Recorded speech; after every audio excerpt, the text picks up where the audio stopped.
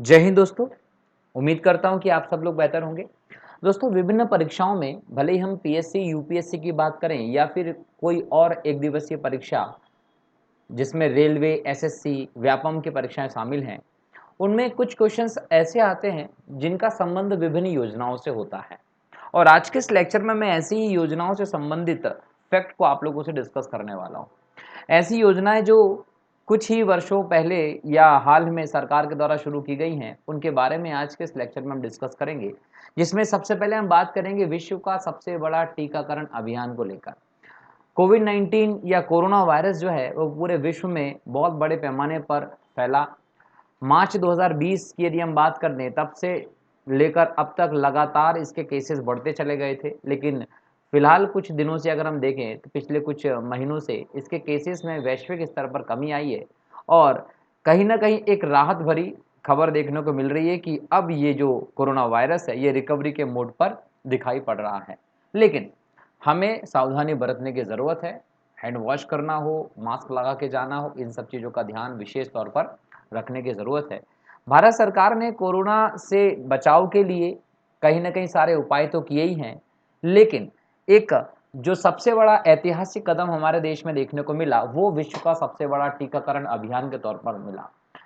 Covid 19 के खिलाफ जो लड़ाई थी, उसमें इस टीकाकरण अभियान ने हम सबको मजबूती प्रदान की है। और आज अगर देश में लगातार कोरोना के केसेस कम हो रहे हैं, उसमें इसका भी बहुत बड़ा योगदान है। कोविड 19 के खिलाफ ये जो टीकाकरण अभियान है, ये 16 जनवरी 2021 को शुरू किया गया था। 16 जनवरी 2021 को ये जो अभियान शुरू किया गया, ये 2 मेक इन इंडिया टीकों, जिसमें एक कोविशील्ड है और एक कोवैक्सीन है, की मंजूरी के साथ हुआ था।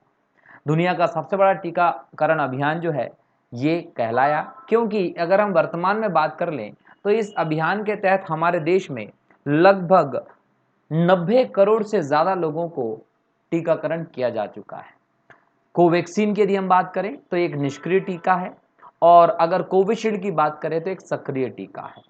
सरकार ने नागरिकों के पंजीकरण और टीकाकरण के लिए एक डिजिटल प्रमाण पत्र बनाने के लिए एप्लीकेशन भी लॉन्च किया। जो ऐप है वो कोविन है।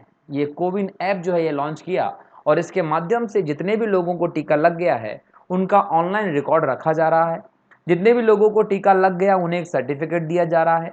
अगर किसी को फर्स्ट डोज लगा हुआ तो पहली डोज का सर्टिफिकेट मिला है। अगर किसी को सेकंड डोज भी लग गया तो उसका सेकंड डोज का टीका लगा है।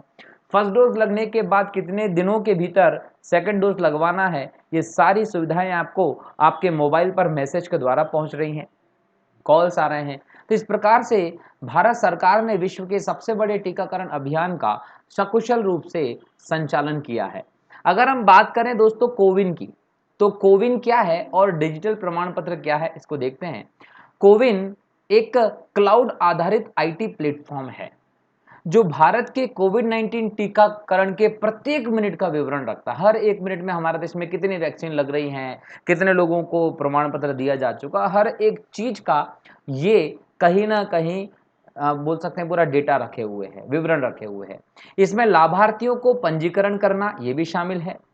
टीकाकरण केंद्र आवंटित करना कि भाई किस लाभार्थी को कौन सा टीकाकरण केंद्र दिया जाएगा, वो भी इसके माध्यम से हो रहा है। टीकाकरण कर्ता के नाम के साथ संदेश भेजना उसके मोबाइल पे, ये भी है। कोल्ड स्टोरेज में दवाओं की शीशियों के लाइव निगरानी, ये सभी चीजें इसके अंतर्गत शामिल है जो कोविन ऐप के तहत किया जा रहा है। ये जो ऐप है इसका स्वामित्व जो है वो स्वास्थ्य और परिवार कल्याण मंत्रालय जो है हमारे देश का, उसके पास है। इसके साथ ही राष्ट्रीय सूचना विज्ञान केंद्र के साथ MEITY, ये जो संस्था है, ये ऐप है कि बुनियादी ढांचे को संभालने की जिम्मेदारी रखे हुए हैं। तो ये पूरी व्यवस्था जो है ये भारत सरकार के अलग अलग क्षेत्र के विशेषज्ञ देख रहे हैं। अगर हम बात करें तो भारत सरकार ने सबका साथ, सबका विकास और सबका विश्वास की भावना के साथ इस टीकाकरण अभियान का शुरू किया था। यह सभी के साथ एक और बात को जोड़ता है कि सबका विश्वास। कहीं ना कहीं पहले था कि सबका साथ चाहिए, सबका विकास होगा, सबका विश्वास चाहिए, और अब यहां पर टीकाकरण अभियान में क्या बोला कि सबका प्रयास भी होना चाहिए। सबके प्रयास के साथ कहीं ना कहीं हम इन सभी लक्ष्यों को पूर्ति कर पाएंगे। तो ये इसलिए जोड़ा गया है। सबका प्रयास जो है वो सहयोगात्मक प्रयास की बात करता है, मतलब पूरे देश को एक साथ सहयोगात्मक प्रयास करना पड़ेगा, तभी हम कोविड-19 के खिलाफ इस जंग को जीत पाएंगे। और इस प्रकार से भारत सरकार ने विश्व का सबसे बड़े टीकाकरण अभियान को संचालित किया है। नंबर 2 पे जो योजना है वो है उज्ज्वला 2.0 योजना। दोस्तों पहले आपने देखा कि 2016 में मई में भारत सरकार के द्वारा उज्ज्वला योजना के फर्स्ट फेज की शुरुआत की गई थी और इस फर्स्ट फेज के कहीं न कहीं सफलतम क्रियान्वयन के बाद अब भारत सरकार उज्ज्वला योजना के सेकंड फेज 2.0 को शुरू कर रही है। जो फर्स्ट फेज था उसमें 2016 मई में उज्ज्वला योजना को लॉन्च किया गया था, जिसके माध्यम से गरीब परिवारों को एलपीजी कनेक्शन उपलब्ध करवाने की व्यवस्था की गई थी। अब जो 2.0 उज्ज्वला योजना लेकर आए हैं, इसके माध्यम से कहीं ना कहीं इसको और विस्तृत करने की जरूरत है।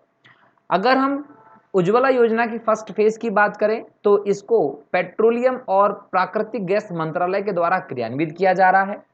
इसका उद्देश्य है उन प्रवासियों को अधिकतम लाभ प्रदान करना जो दूसरे राज्यों में रहते हैं और उन्हें पता प्रमाण पत्र प्रस्तुत करने में कठिनाई होती है, उन्हें भी ये गैस कनेक्शन मिल सके। तो उज्ज्वला 2.0 में कहीं ना कहीं उद्देश्यों का विस्तार किया गया है और अधिकतम लोगों को लाभ प्रदान करने को इसमें उद्देश्य रखा गया है।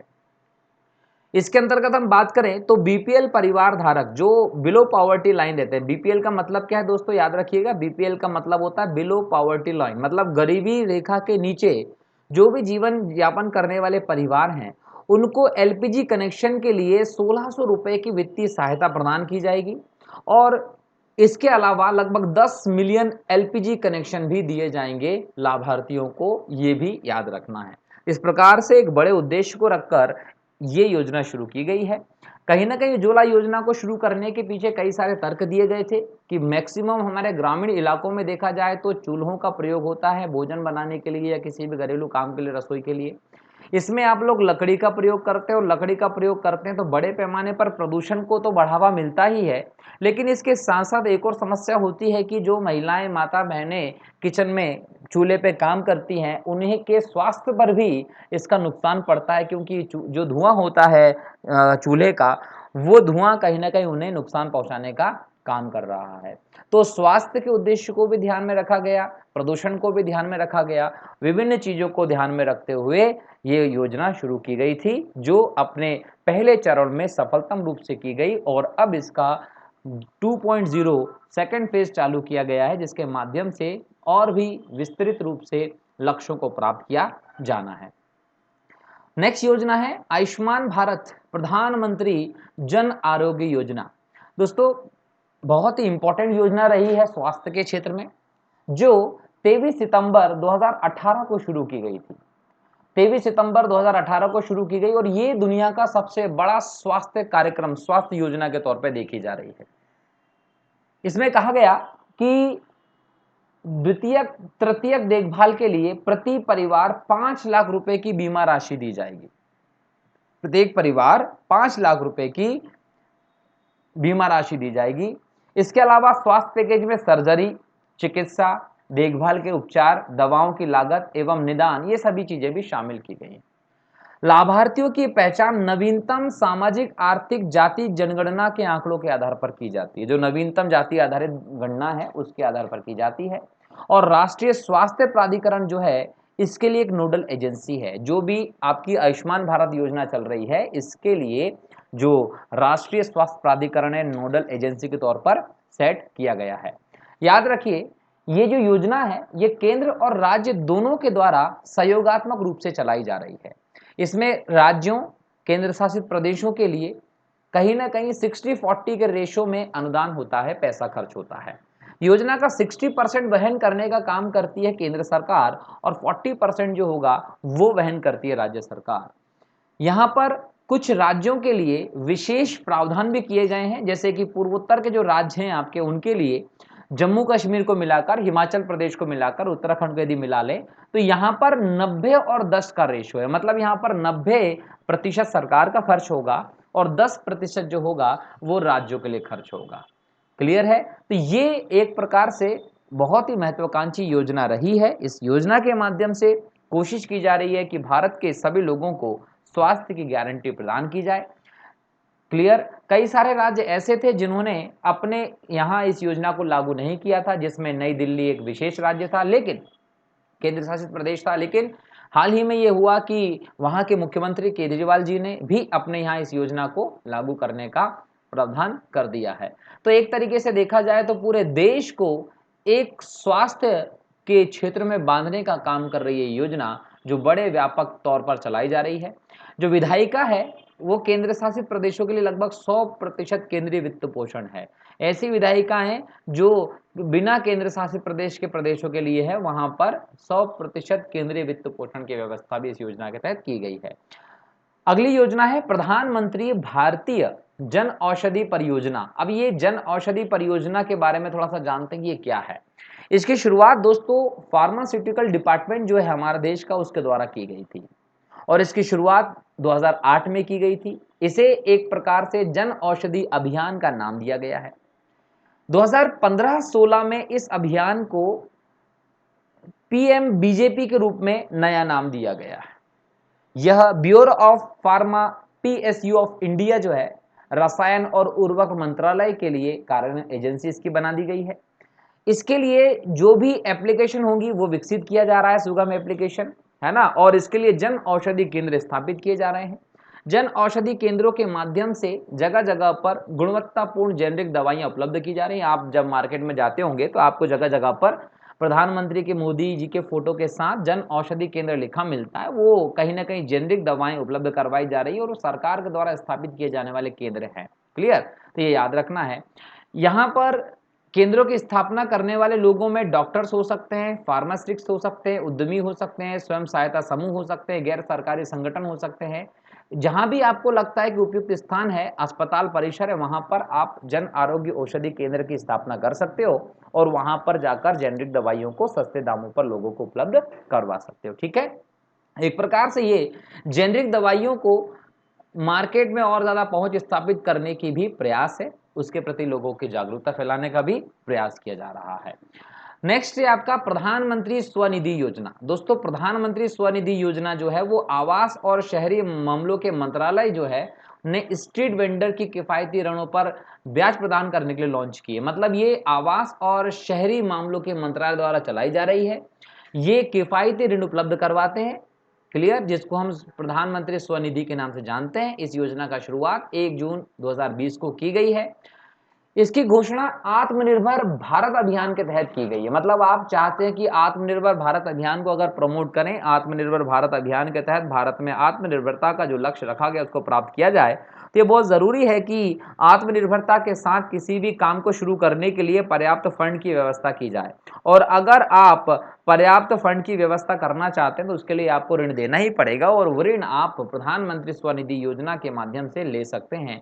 आर्थिक प्रोत्साहन कार्यक्रम के भाग सेकंड के तहत इसको भी किया गया है, जहां पर विक्रेता है वो 10,000 रुपए तक संपार्श्विक मुक्त कार्यशील पूंजी ऋण का लाभ उठा सकते हैं, जो 1 वर्ष के भीतर मासिक किस्तों में चुकाने योग्य होगा।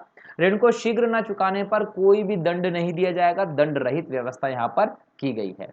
अगर हम प्रधानमंत्री स्वनिधि योजना की और डिटेल में बात करें दोस्तों, तो ऐसे संस्थान जिसमें माइक्रो फाइनेंस संस्थान हो, गैर बैंकिंग वित्तीय संस्थान हो, स्वयं सहायता समूह हो, ये सभी ऋण देने वाले संस्थान हैं जो इसमें शामिल हैं। आपको ऋण देने का काम करते हैं, किसी भी प्रकार की बाध्यता है ना, मजबूरी और वो सब चीजें आपको इसमें नहीं देखना पड़ती हैं। ये पहली बार हो रहा है हमारे देश में कि इन संस्थानों को शहरी गरीबों के लिए जमीनी स्तर पर उपस्थिति और उनसे निकटता के कारण किसी योजना की अनुमति दी गई है। पहले इस प्रकार की अनुमति किसी भी संस्था को नहीं दी गई। ये पहली बार है कि जमीनी स्तर तक उपस्थिति करने और लोगों को ऋण देने के लिए इन प्रकार के संस्थाओं को अनुमति दी गई है किसी भी योजना के तहत। तो प्रधानमंत्री स्वनिधि योजना निसंदेह एक बहुत ही महत्वपूर्ण योजना है जो निम्न लेवल के लोगों को ऋण उपलब्ध करवाती है। ठीक है। चलिए